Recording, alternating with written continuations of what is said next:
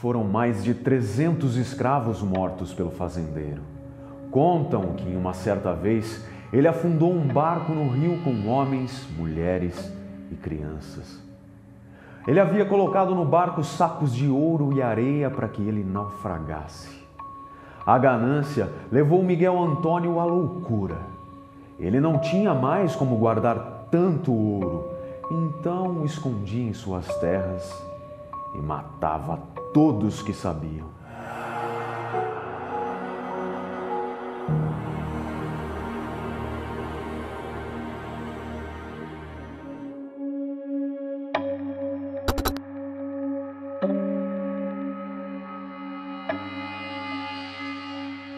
Essa história começa no século XVII, com a descoberta de ouro no Brasil, em uma cidade chamada Registro, que vem a ser o local onde teve início essa lenda macabra.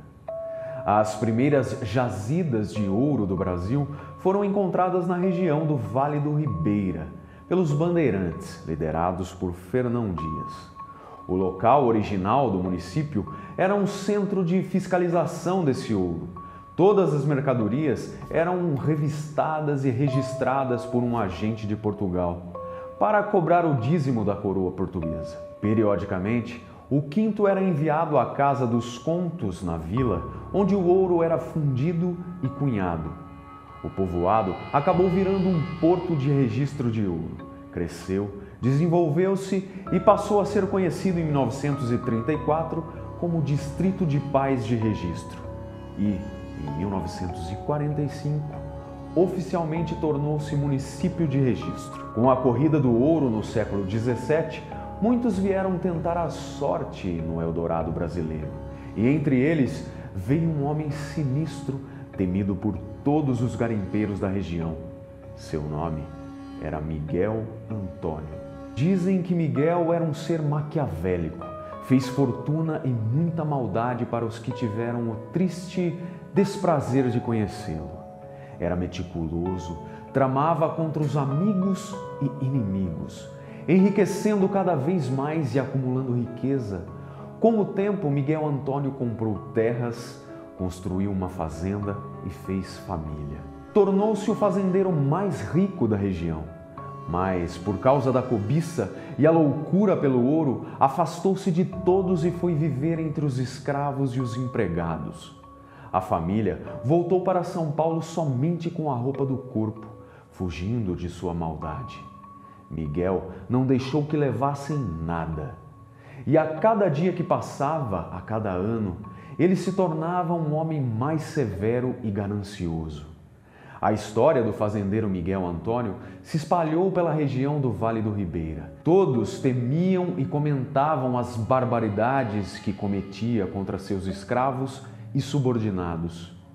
Os escravos eram condenados à morte por qualquer falha ou suspeita do fazendeiro. Quando já estavam velhos para o trabalho pesado, Miguel os usava para carregar o ouro até a beira do rio e, no local, mandava o escravo cavar uma cova onde ele próprio era enterrado vivo junto com o ouro. Foram mais de 300 escravos mortos pelo fazendeiro. Contam que em uma certa vez ele afundou um barco no rio com homens, mulheres e crianças, muito ouro e sacos de areia que ele havia colocado no barco para naufragar. A ganância levou Miguel Antônio à loucura. Ele não tinha mais como guardar o ouro, e então o escondia em suas terras e matava todos que sabiam. Talvez esse homem tenha sido o maior serial killer do século XVII. Mas como os crimes contra escravos não eram vistos como crime pela coroa portuguesa, Miguel Antônio nunca foi julgado por essas mortes em vida.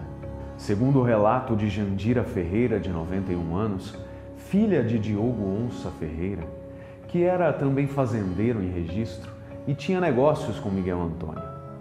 Ela conta: meu pai era bem novo quando conheceu Miguel Antônio, que já estava com quase 100 anos. Dizem que ele viveu até os 115 anos.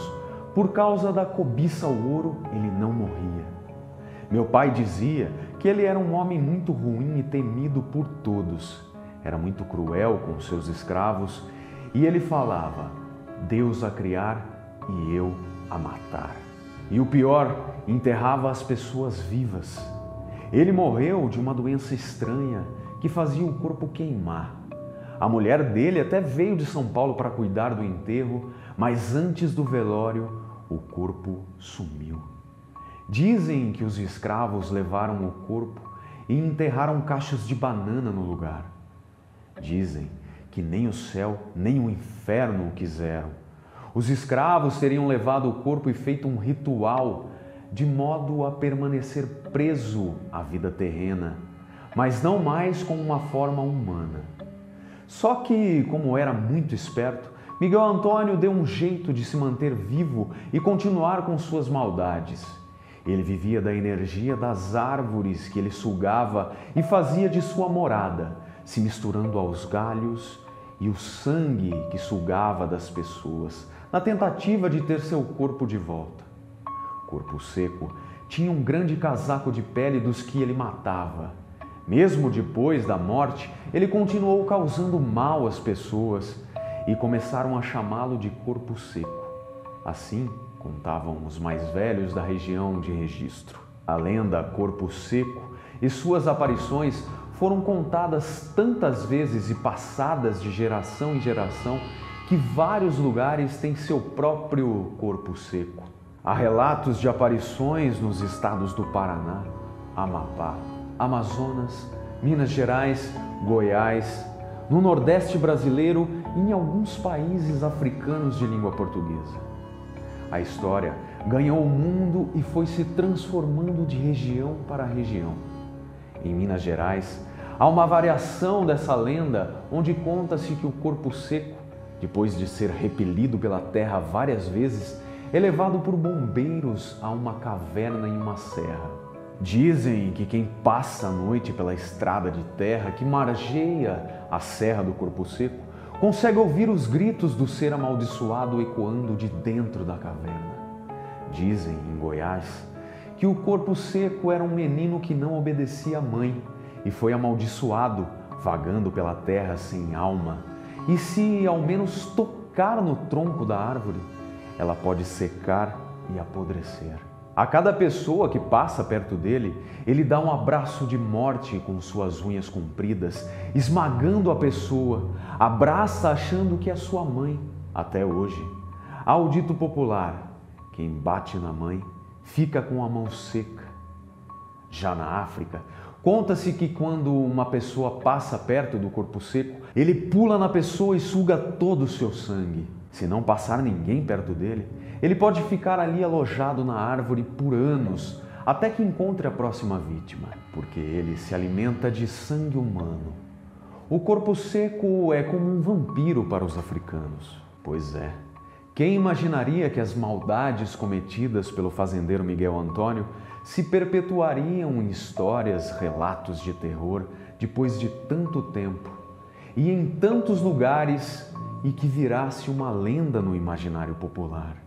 O tempo não esqueceu a dor e o sofrimento de tantos que perderam a vida nas mãos desse homem maquiavélico, que dizem ainda vaga pela terra assombrando e praticando suas maldades.